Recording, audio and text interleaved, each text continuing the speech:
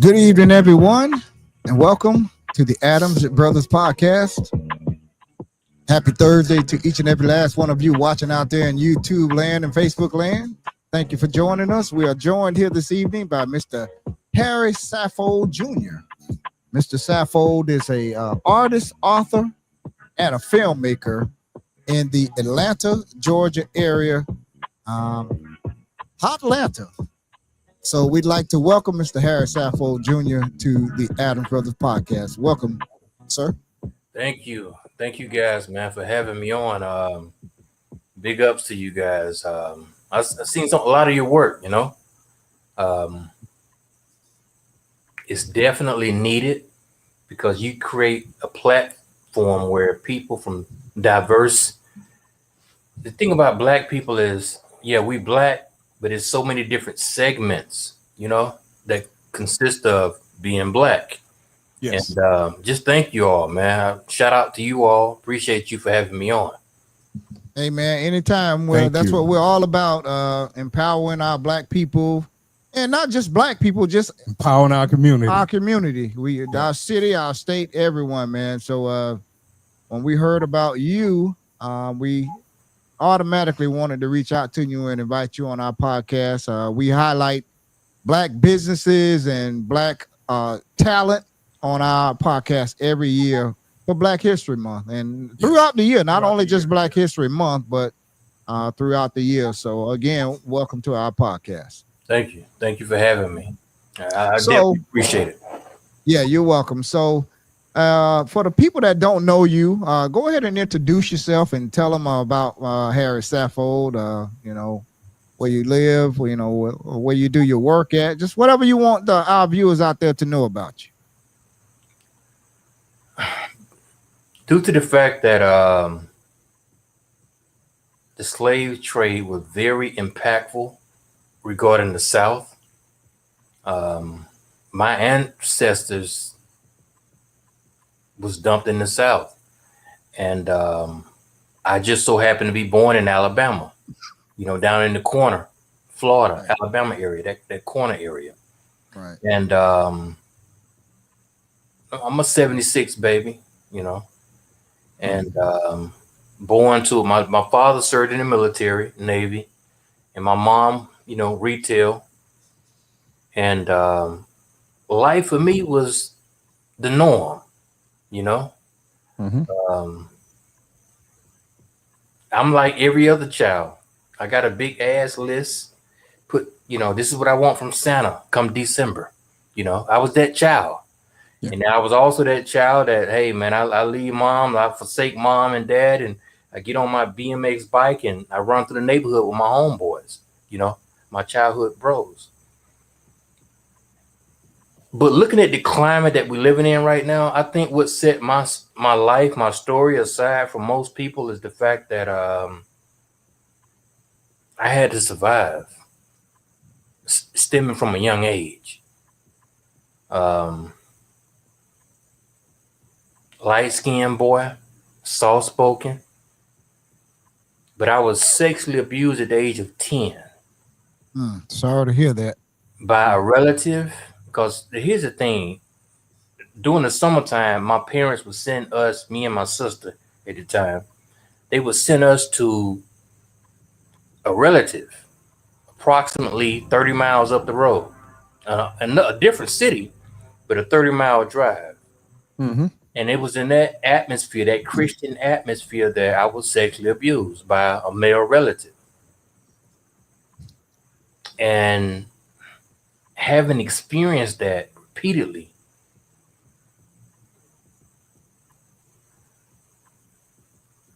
as a 10-year-old, I didn't welcome it.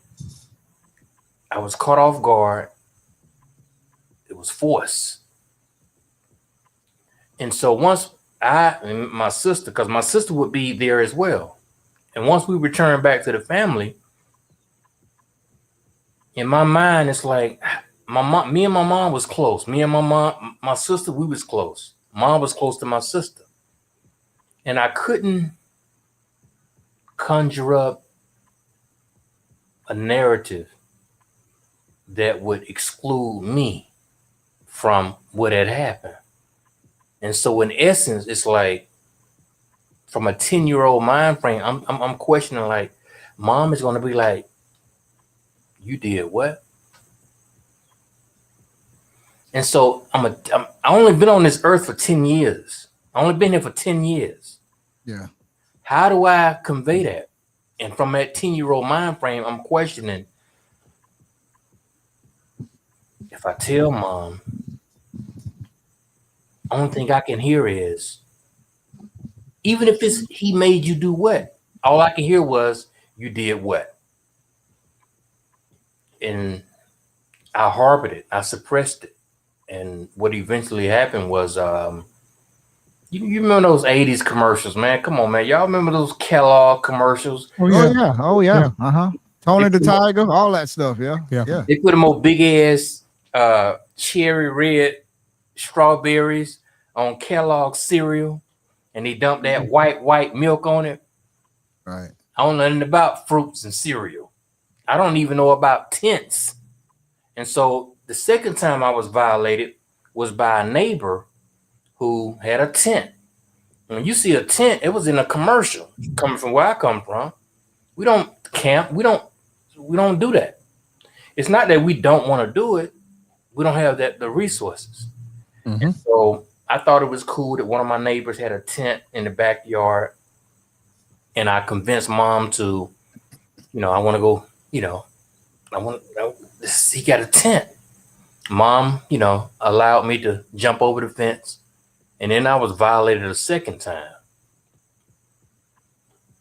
And so from a 10-year-old mind frame, I'm questioning, like, why am I being targeted in this manner?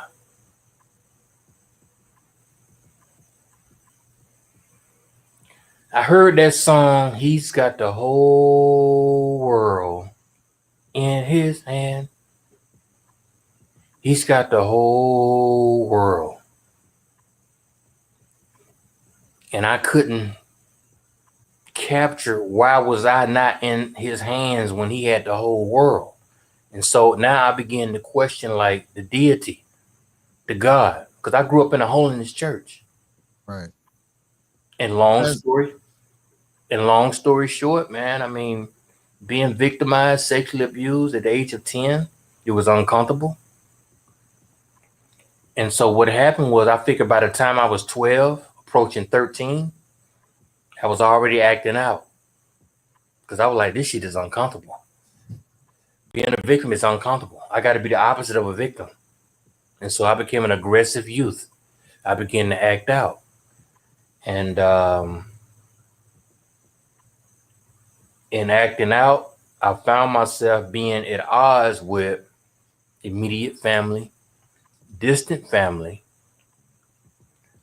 It was to a point where, and I'm going to be very, very precise, it was to a point where I didn't want to be I used to wear extra clothing. I may have like 2 t-shirts on and 2 sweatshirts. I wanted to look bigger, because I felt like if I look bigger, maybe that the person that prayed, whoever he is, that's going to be a challenge right there. So I would wear extra clothing to try to prevent, any future predators from approaching me. So I used to wear big clothes, even in the summertime, man, extra clothing. And by the time I turned 13, I was already acting out. And by the time I was 14, I was making news. He was involved in a fight, a racial situation, or a fight at a school. And so when you make news, when police are called out on behalf of you, oh, this nigga, he's an idiot. And so I began to get applause for being, looking back in hindsight, like, okay, he's an idiot. But they praised me for my bravery as I interpreted at that time. Mm-hmm. However, even though I was going through that turmoil, I would find myself as, like, for instance, and this is going to tie into It's going to happen later. In school, I can recall like in the second grade, Miss Whitehurst. She was a African American woman. She was what people would call today bougie, bougie black. And I remember coming to class one day and I was like, we got home box. We got home box. And I'll never forget it. She told me, you talking about home box, you need to be doing your homework. Because my thing was I would rush through my classwork in school and I would turn my paper over and I would draw. And so my artwork, even as a child, was disruptive. I would call students to stop what they was doing and they'd be doing this, and that. And so my dad is an artist. Blueprints. Crazy artist, man, in terms of portraits, blueprints. That's my dad. And he served in the Navy. Mm-hmm. And so on my mom's side, I had a cousin named Vincent. We call Vint. He was also an artist. And then my uncle AZ. Ahmaud Arbery, where he was killed at in Brunswick. Yes. Yeah. My uncle had a sign shop over there called Signs Unlimited in Brunswick, Georgia. AZ Freeman. He's dead now. He just passed. R.I.P. to him. And he was an artist on my mom's side. And we have family in Brunswick, but go ahead. Yeah. And so I'm caught between my dad and then my mom's side of artists. So I thought it was, especially with Vint. Vint would do stuff like he would ink pen Honda Accords and he would do it in 3D. And so as a child, it's like, man, you could see the top of it, the side of it, and the front of it at the same damn time. So I thought it was unique. And so eventually I began to hone the craft. And so I still had like unresolved issues. So long story short, artistry has been introduced to me, you know, through my immediate families and then cousins and uncle. And so I think about 93, I started writing because it's just something about me as a teenager. I feel like, man, I want to tell a story, but I don't want it to be any kind of story. I can't, I like Bill Cosby, The Cosby Show, and I'm tuning into different world, but what my experience has been like in these streets, I don't want to write that. And so I began to write. And my first book was called Set Tripping. It was a Durance publishing company out of Pittsburgh sent me a contract, and I was a teenager. But at the time, I was also in alternative school. And what was the name of that book again? Set Tripping.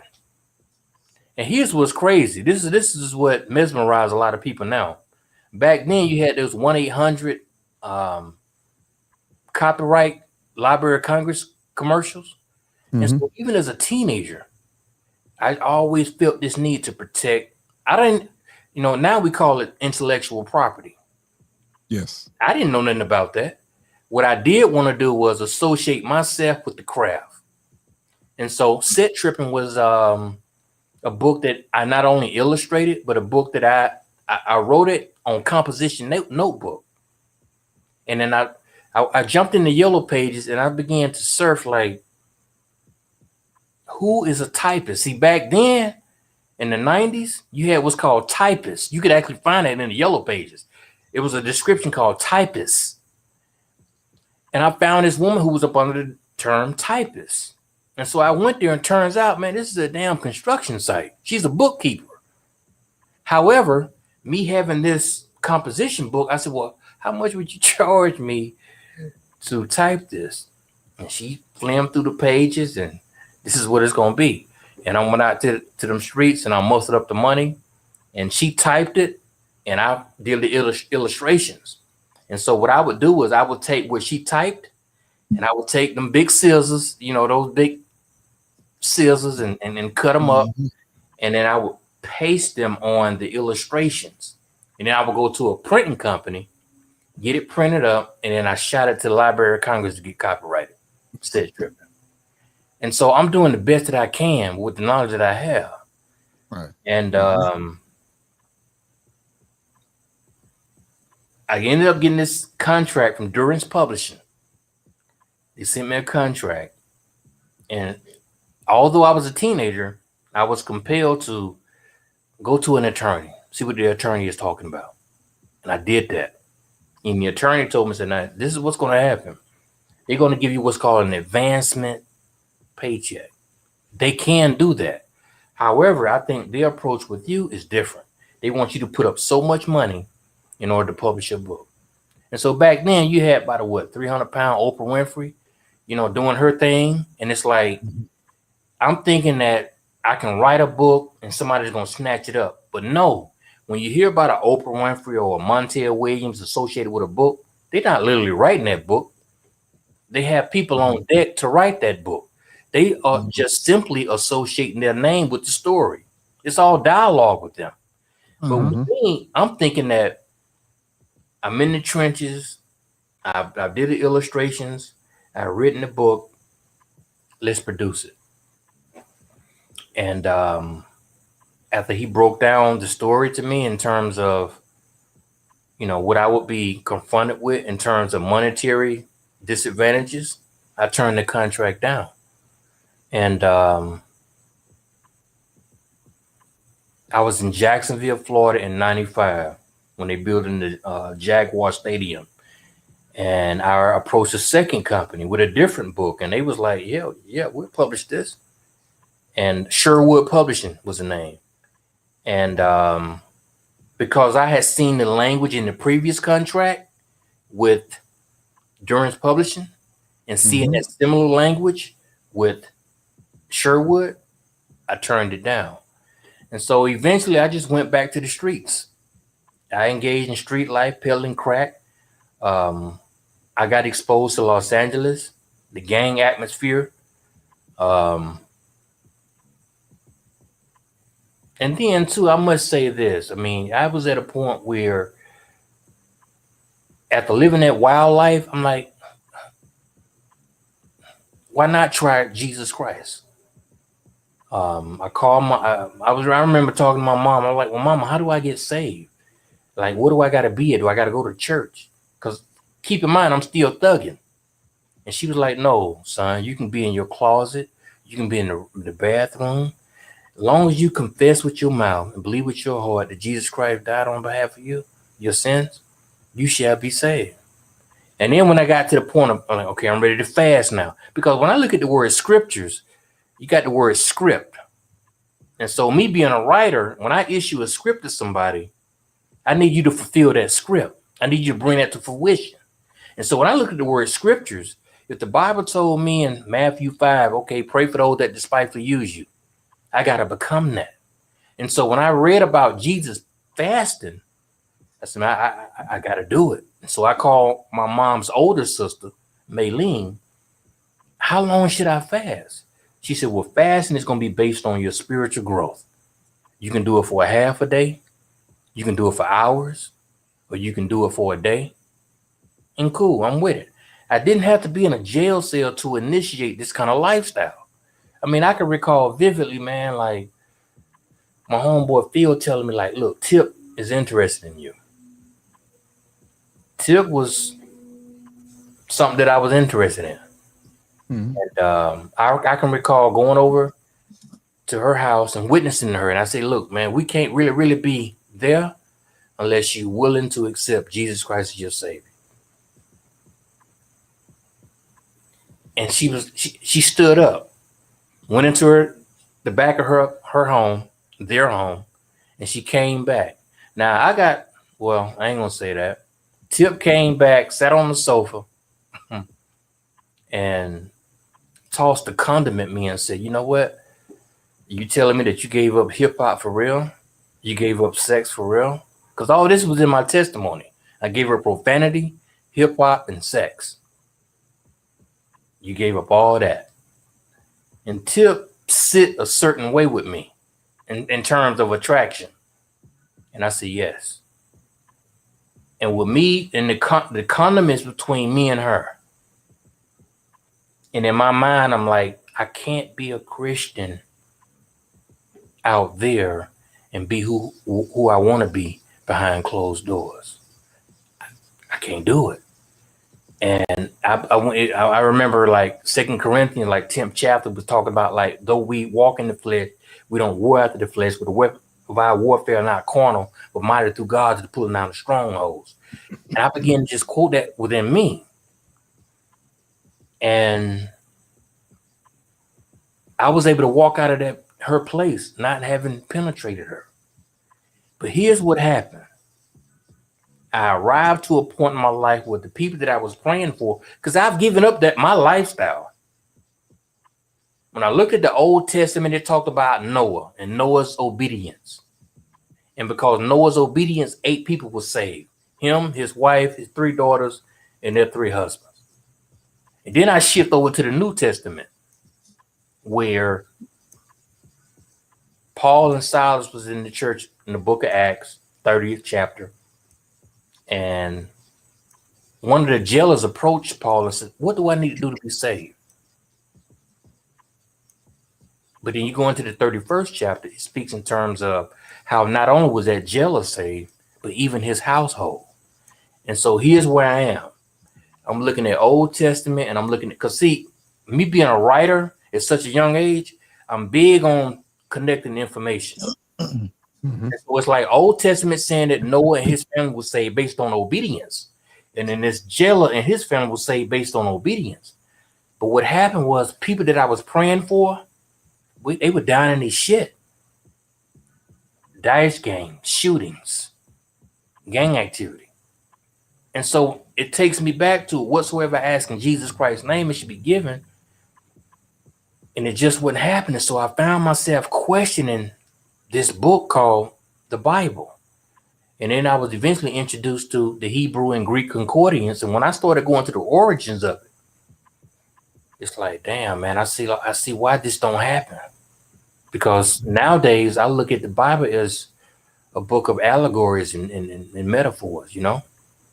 And I'm one who lived that life. I really gave up sex. Not being in jail, you can do it a lot. You give up a lot in jail. You don't have no rights. You don't have no chance. You got to give it up. You don't have access to women and certain. You got to give it up. But did you read the whole Bible while you were in? I heard you mention earlier you did you go to prison? End up in prison? At this time, I hadn't even went to prison. I'm living this life prior to prison. Mm-hmm. And when I went to prison, that's actually when I became an atheist. And yeah, so I was just going to ask you, did you read the Bible in prison? Because I know a lot of people that I know, when they go to prison, they have time on their hands, so they read the whole Bible once, 2 or 3 times. And that's why I wanted to specify the fact that I was on the street. I mean, I wasn't even incarcerated. I was out here. Right. I mean, I'm pitching it. I'm out there. I had one woman break down in tears, and I asked the dude, like, did I say something wrong? And she was like, no, she tearing up. She's crying.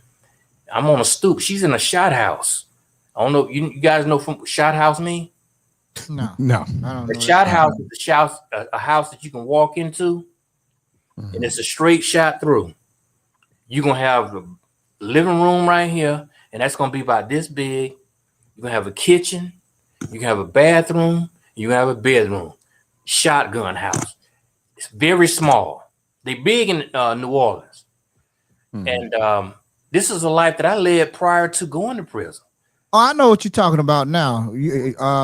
They call them shotgun houses. We rented an Airbnb in over near the airport. I forgot the name of the city, and where the planes come into New Orleans at. We rented an Airbnb, and it was one of those houses you go through. It's a straight shot, you know. So I know what you're talking about, but go ahead. But so this was prior to me going to prison, bro. But when I started seeing my peoples die from like violent deaths, because here you got to take into consideration this. You got to take this in consideration. I have lined my life up with the gospel, with Christ.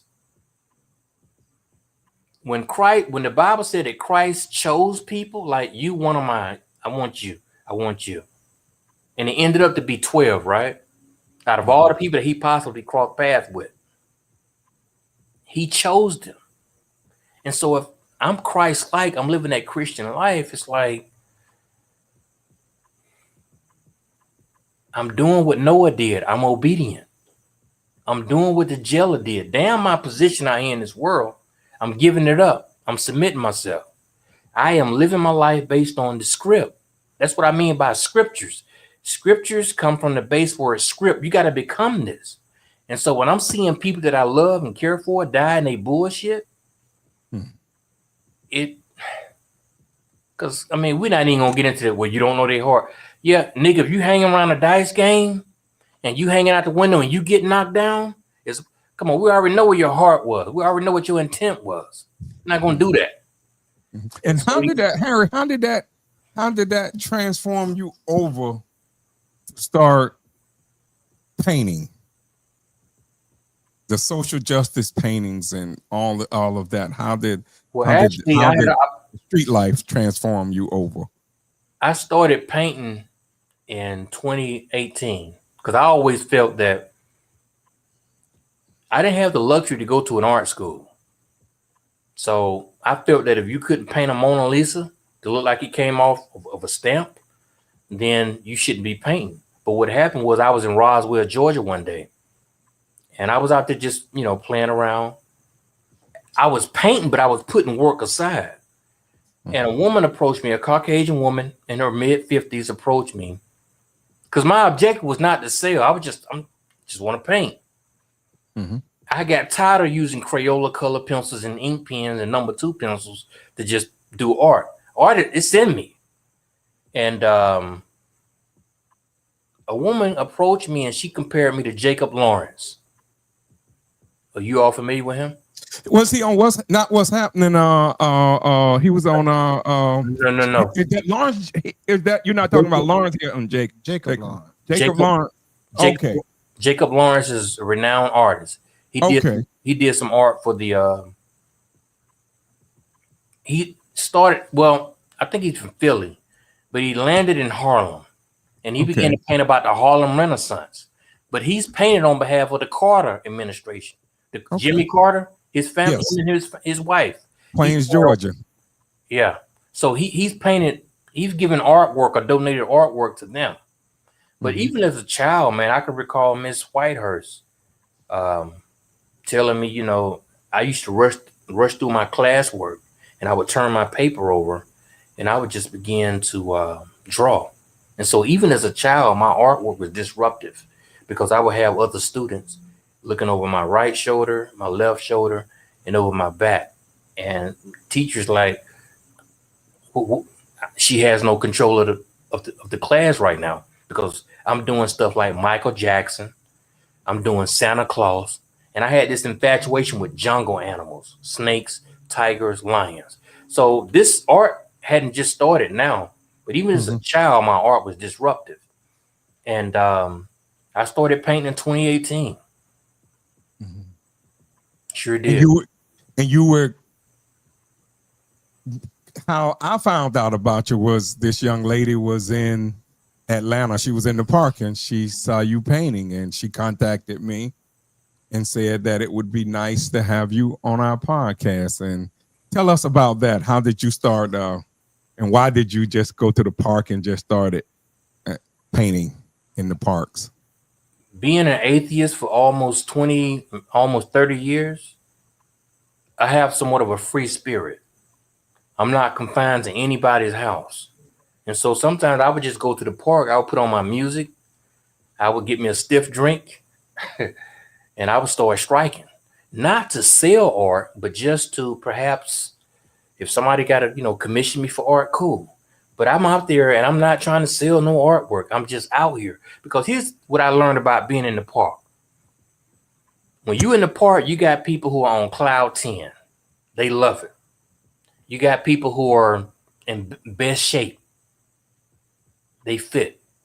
But you also got some people walking in that park, the head down, life done beat them up, and they trying to figure this shit out.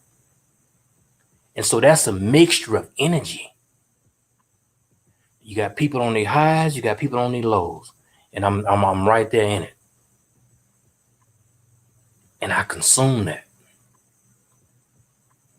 And this particular woman that you mentioned,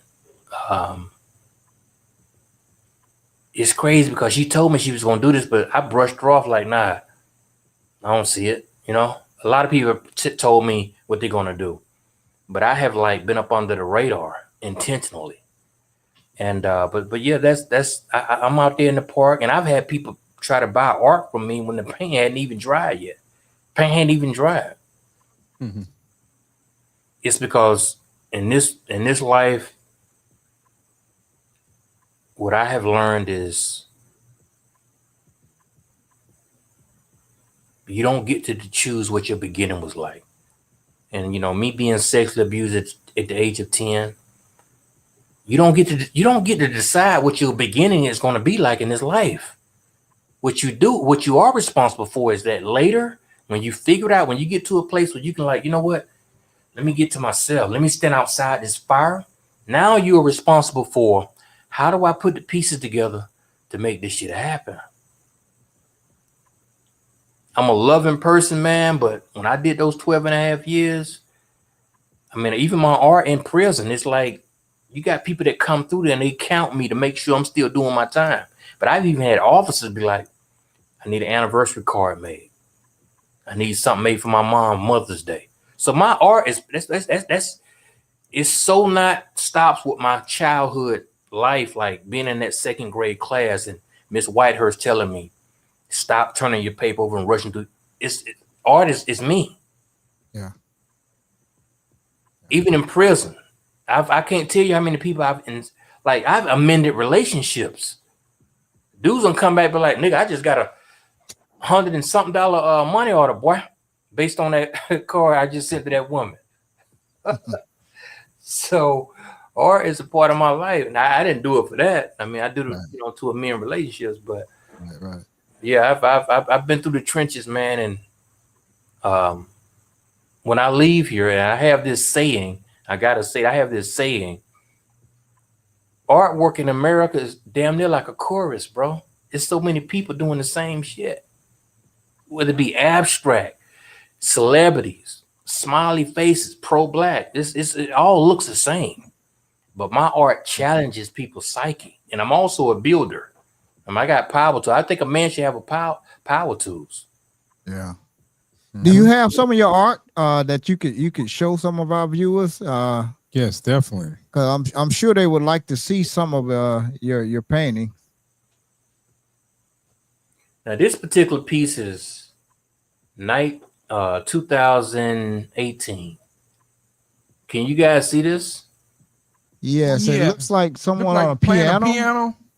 Yeah, I call this Piano Man. It's actually he's getting ready to fix the piano. He's checking the keys.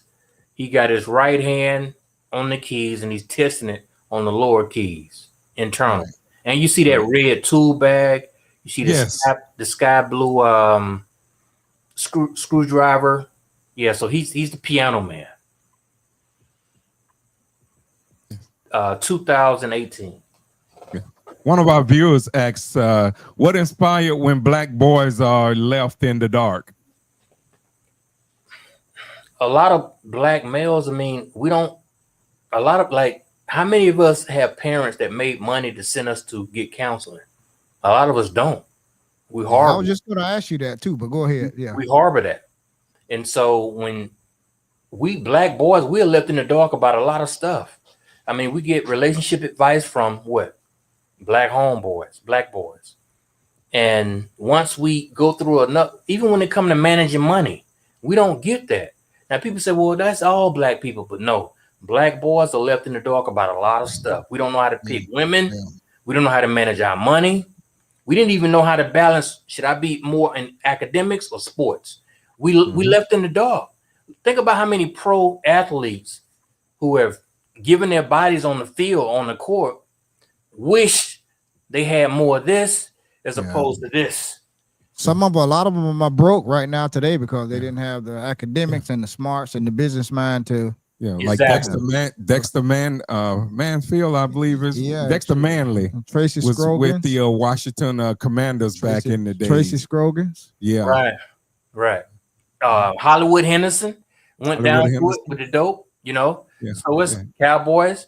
And so it's like, that's what I mean. Lottery though. We learn late in life. That's why we in the dark about a lot of stuff. Right. We don't even know who our enemies are. And so that's what compelled me to like, let me tell a story that growing up as a black male in the black community, you are damn sure convinced to, man, don't you speak on that. And then a lot of times we feel you can't speak on that. You can't share that. And so when you don't share something, you're not being enlightened to something else. Mm-hmm. Yeah. And when the abuse happened to you, Harry, did you share that with anyone, or did anyone go to the police at that time when that happened to you at the age of 10?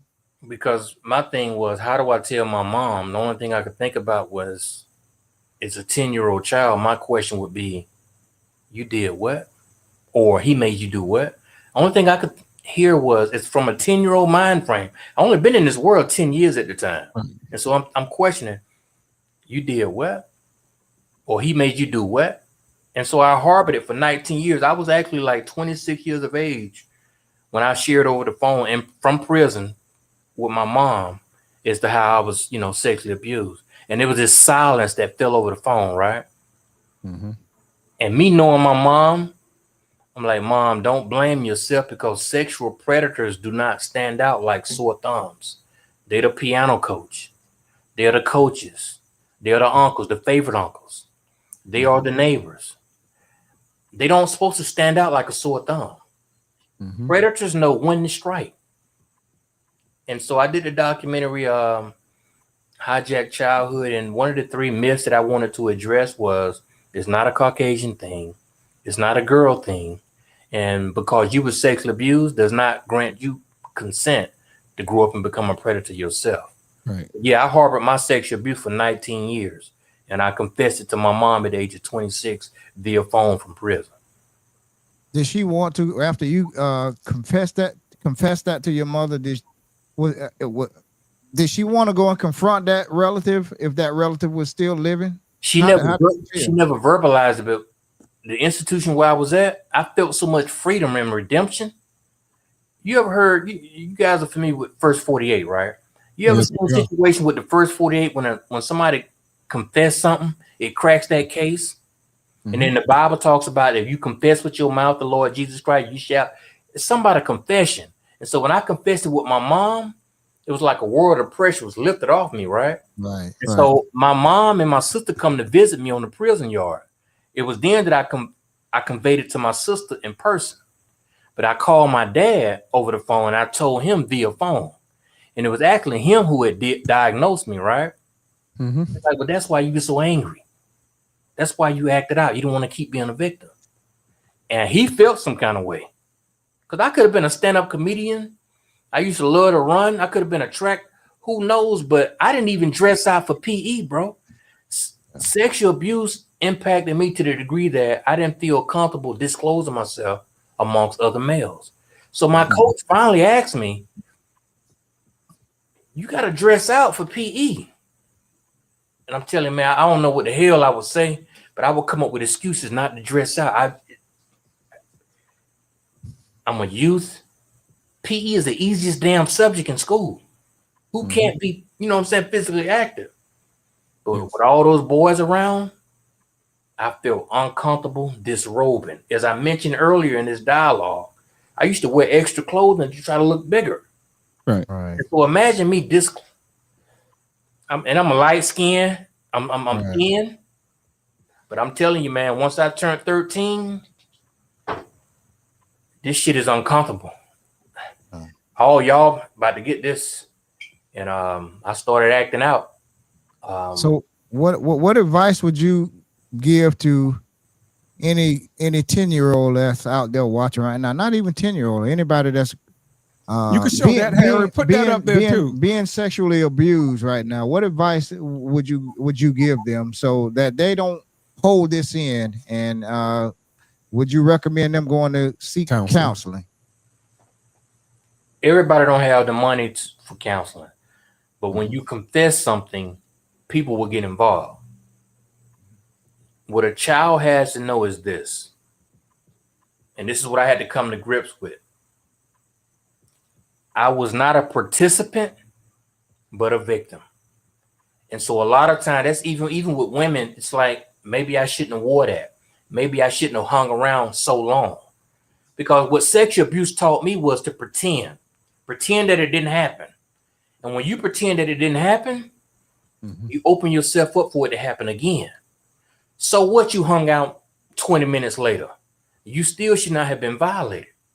And so the ultimate question that I wouldn't say question, what they have to do is establish the fact that you was preyed on, you was targeted. You was not a participant. You were in essence a victim. And that's what I had to come to realization that, yeah, I didn't twist. I wasn't no young ass boy walking around twisting. Right. I didn't invite that. Right. And just to piggyback off of what I was said, what one of our viewers said, what would be your message now to young boys who have experienced sexual abuse and are now living in silence? What would you have to say to them now, knowing what you know? Nowadays, it's not safe to confide in almost, honestly, you have to, it's called research. Because once you sexually abuse, you're in darkness. You feel like you are out there alone. So what you got to do is find that light. And finding that light in this day and time, perhaps get on social media. Not social media, but online. And support groups. Search for groups, exactly, that deal with that people who are really, really professional and don't have a dog in the fight, don't have a stake in it. Because right now they're in darkness. Right. We got about 3 minutes. We want to see that picture that you have behind us, Mr. Saffold, and tell us about what that picture is represents. What it represents. Yes. I'm going to be brief. This piece here deals with a guy who has friends he deals with, but he also, you can see part of his body is in color, right? Can you bring it up to the camera a little bit more, Harry? Thank you. Yeah. There you go. That's better. That's good. Back a little bit. Part of his body is in black and white, and part of his body is in color. Right. The color the part of his body that represents color, that's the part of him that lives in this day, right? Okay. But the part of him that is in black and white represents how he reflects on the past. Reflecting on the past in order to, maintain and survive out here in this day. Reflecting on what his ancestors went through. Selective ancestors, that is. Yeah. And we see the person on the horse in the field back in the cotton field. In the cotton field. Yeah. So this piece is called The Breakaway. Okay. The Breakaway. Do you sell any of your paintings right now? Or if anybody out there watching right now might be interested in buying some of your paintings, if you are, could you tell them after you show us this, where could they purchase your paintings if they're for sale? Yeah, I got pieces that are for sale. I'm actually prepping for an art exhibition in Atlanta, right? Okay. The best way to reach out to me would be, because my website is under development, but email. Okay. And that would be the Kwesi. Spell it for us. KWESI Saffold SAFFOLD #1 @gmail.com. I wish we had a lot more time to talk to you. Yeah, me too. Yeah. We'd love to have you come back on our show and finish talking about your artwork, man. Yeah. We just have another interview, but thank you for for having the courage to even share your story. That's man. right. You're very courageous. Appreciate you, man, and any other kid that's watching this podcast around the world. If you're going through something like that, don't hold it in. Go say something to somebody, and this is the book. Yeah. When Black Boys. Okay. Okay. Where can we find you at on social media too, Harry? Because we have viewers asking in there, how would someone go about ordering your work? Your paintings, yeah. Your paintings. He just said through the email. Yeah, right. Yeah, Yeah, through but the this email. particular book here is on Amazon.com. When Okay. black boys are left in the dark. Okay. When black boys are left in the dark. And it's on Amazon, correct? Correct. Okay. And we're gonna put your email address, your contact information in the chat, and we're gonna also let everybody know where they can buy your book, man. And we would love to have you back on our podcast again here in the future. And I don't know who the lady was that recommended that you come on, but that's a powerful story that you're having. And it's, Alifa. And it's a lot of people out there in this world that's going through what you went through. So thank you for having the courage to come on here and tell us. Whenever you want to come back, Harry, you got the number. Give me a call. You're welcome. Hey, man, come back again, just because we just got halfway through. I mean, we would love to have you back on here too. Yeah, man, I'm probably gonna do it in person, bro. I appreciate you, brothers, man. Oh yeah, man. Hey, man, we appreciate you, man. I get in the sky and I get on the ground. Yeah.